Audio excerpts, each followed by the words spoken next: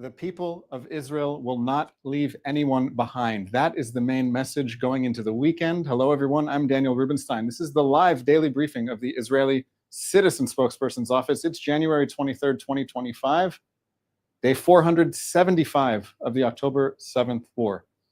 Here's what we're seeing today. The IDF announced that in the past day, several armed terrorists approached an IDF position in Gaza and threatened Israeli soldiers. The IDF opened fire and defended itself. The IDF said that one terrorist was killed. There's an interesting fact in the IDF's statement about the incident. The IDF statement says that the dead terrorist was a member of Islamic Jihad, not Hamas. It sounds very convenient to me that it's Islamic Jihad and not Hamas. It sounds like Hamas wants to keep the ceasefire but send its partners in Islamic Jihad to probe the IDF's positions and see where the IDF's weaknesses are. It's something worth watching. To see if it happens again, the IDF has emphasized to Palestinians that they should follow its instructions and avoid approaching IDF positions in Gaza. Israel is still facing threats from the Iranian regime and its proxies on 7 different fronts: Gaza, the West Bank, Lebanon, Syria, Iraq, Yemen, and the Iranian regime itself. Today, right now, the spotlight is on the West Bank. I saw that the New York Times, Wall Street Journal, Washington Post, Associated Press, and others have articles on what's going on in the West Bank today. That's because Israel just launched a major military operation in the northern West Bank city of Jenin. The Palestinian Authority has also been operating there in recent weeks in order to crack down on terrorists who are endangering local Palestinians as much as they are endangering Israelis. As the ceasefire in Gaza came into effect, Hamas called on Palestinians to increase attacks from the West Bank against Israelis. Remember, Hamas has been increasing in popularity in the West Bank. According to Palestinian pollster Khalil Shikaki, a majority of Palestinians thought that the October 7th massacre was a good idea. And the level of support for the October 7th massacre was higher in the West Bank than it was in Gaza. Even if the ceasefire holds for a while in Gaza, Israel has every reason to continue fighting terrorists in the West Bank. Let's talk about what's happening this weekend. The people of Israel want to bring their mothers, daughters, sisters, fathers, brothers, and babies home. We will not leave anyone behind. The people of Israel feel like they have a gun to their heads. Imagine if jihadists abducted your daughter and said, in order to get your daughter back, you need to release the terrorist who killed your mother and may take your grandmother hostage next month. We're being blackmailed. We're paying a ransom. It's a very high price to pay. Israel is releasing convicted terrorists in exchange for Israelis who were taken from their homes and held without a single visit from the Red Cross for more than 15 months. We will be happier when the hostages come home. We will also be less safe once terrorists are back on the streets. Today is Thursday. I hope and expect that the terrorist army Hamas will release 4 more female Israeli hostages on Saturday as scheduled in the hostage ransom deal. We do not know the names of the women that Hamas will release or their condition. We don't know their names or their condition because Hamas insists on torturing the families of the hostages until the last possible moment when it reveals their names and later hands over the hostages to the Red Cross. It's a sadistic reality show where every week the hostage families have to wait to find out who the lucky families are who get to be reunited with their loved ones. This isn't a game. It's a nightmare. It's been 475 days since the Hamas terrorist army in Gaza invaded Israel, massacred 1,200 people, and took 251 hostages. Hamas is still holding 94 hostages. It's barbaric. President Trump was right when he said that Hamas cannot be the government of Gaza. Israel is under enormous international pressure to return to the reality that existed on October 6th, 2023. We cannot go back to the reality that existed before the October 7th massacre. Hamas can never be allowed to threaten the people of Israel again. One last item. It's finally happening. More and more people are seeing the Qatari government for what it is, a vile and nefarious player in the Middle East. The reason people are talking about this is because President Trump's Middle East envoy, Steve Witkoff, called Qatar enormously helpful in negotiating the hostage ransom deal. Witkoff was criticized for his praise of Qatar. The criticism is warranted. Here's why. On October 7th, 2023, at 3:15 p.m. Israel time, long after it was clear that Hamas was carrying out barbaric atrocities in Israel and taking hostages, the Qatari Ministry of Foreign Affairs published a statement that said Israel was solely responsible for the ongoing escalation. Qatar condemned Israel on October 7th while Hamas leaders were celebrating in Qatar. Qatar is Hamas's agent. Hamas is a Qatari asset. Qatar wants the war in Gaza to end with Hamas still in power. Qatar told Hamas to keep the hostages until Hamas could get a deal that kept Hamas in power. That's why Qatar seems like it's being enormously helpful now. It thinks it's getting what it always wanted. That should concern us all.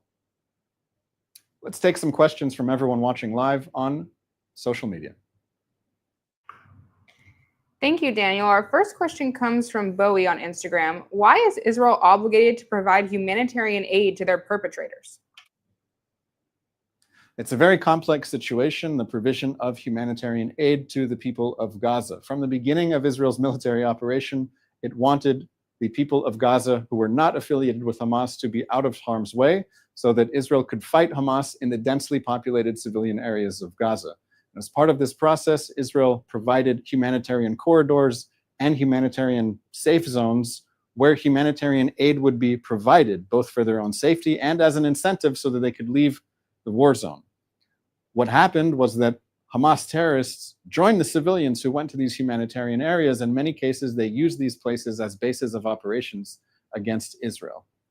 Israel does not want to be policing the streets of Gaza and dealing with day-to-day problems as occupiers of cities in Gaza, and therefore Israel has decided to provide humanitarian aid in order to maintain some level of normalcy, if that is possible, in Gaza. However, keeping in mind that Hamas continues to hold hostages while Israel is providing this humanitarian assistance, I think it's something that should get a lot more attention, the role that Egypt has played, the role that other countries have played. In the meantime, this is part of the agreement that Israel agreed to right now, is to do everything possible to increase even more than ever the amount of humanitarian aid that's going into Gaza. Israel is under a lot of pressure to allow normal commercial activity to continue in Gaza, items coming and going, while Hamas continues to hold hostages. So Israel is doing everything it can to stand up to this pressure, and we'll see what happens. Thank you. Our next question is about Qatar. Rebecca on Instagram asks, why is Qatar so involved in the negotiations? Is this for control? The government of Qatar has positioned Qatar right in the right position where it can be both the cause of many problems and also the solution to many of these problems.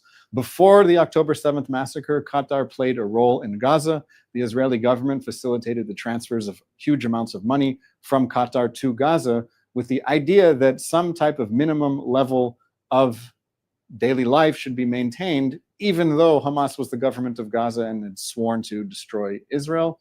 That blew up on our faces on October 7th. And where were Hamas leaders on October 7th? They were in Doha. They were in the capital of Qatar. They were filmed live celebrating as they were watching Al Jazeera. And as you know, Hamas took 251 hostages. How do you establish some type of communication with Hamas about the fate of the hostages? Qatar was in the best position to do that.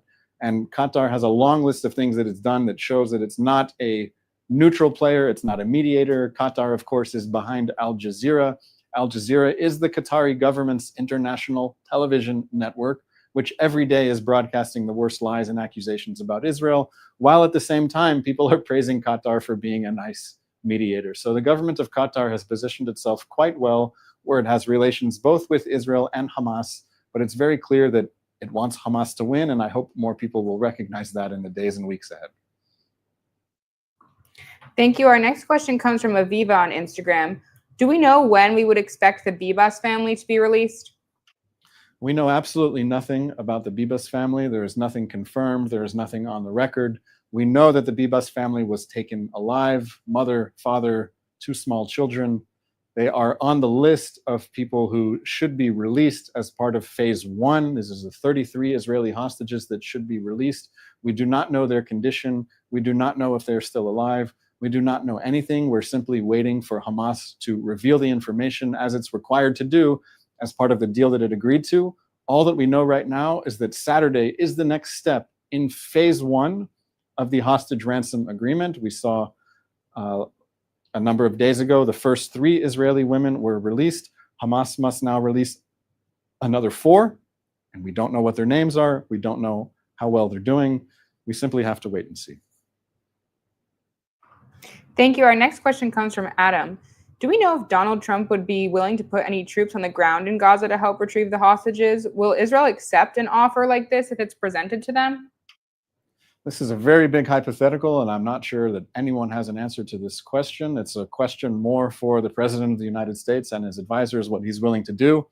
What we did see about a month ago, however many weeks ago, that President Trump, incoming President Trump, then tweeted that there would be all hell to pay if the Israeli hostages were not released by the time he takes office. The Israeli hostages have not been released. He has taken office. We are waiting to see what all hell to pay means. In the meantime, it's probably safe to assume that the Trump administration will wait and see how the current hostage deal, which they helped push along, will play out. It's worth noting that in the Wall Street Journal a number of days ago, it seems that President Trump's advisor, Steve Witkoff, was speaking to a Wall Street Journal reporter and said that President Trump's threat of all hell to pay was meant not just for Hamas, but also for Israel. I would say that's a little bit concerning to threaten Israel at a time when its people are the ones being held hostage.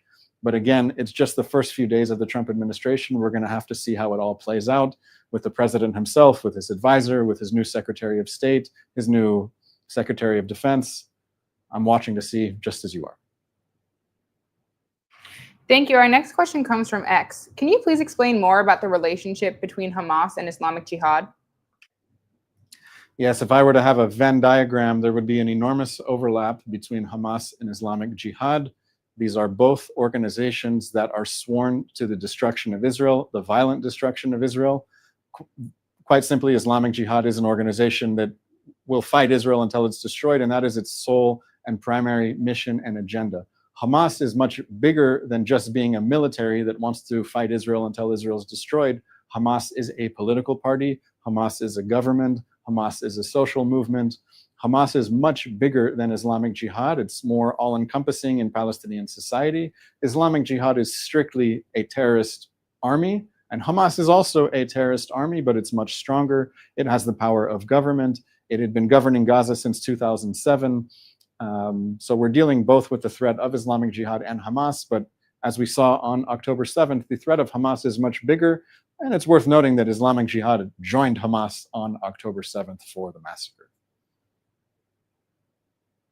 Thank you. This is our final question. We just heard the news that Nova survivor Yuval Raphael is to represent Israel in Eurovision this year. Does this provide a sense of hope around this time in Israel?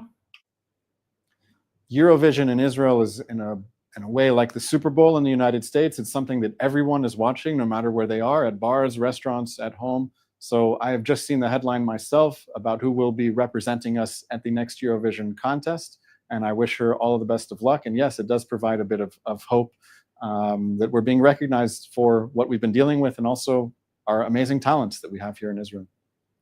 That's all the time that we have for today. It's Thursday, so our next daily briefing is going to be Sunday at 3 p.m. Israel time, 8 a.m. Eastern. And also on Sunday at 5:30 p.m. Israel time, I will be doing an X Space. That's a live conversation with Elon Levy about all of the latest developments in the hostage ransom arrangement that Israel is dealing with Hamas. Thank you all for watching. I wish you a lovely day.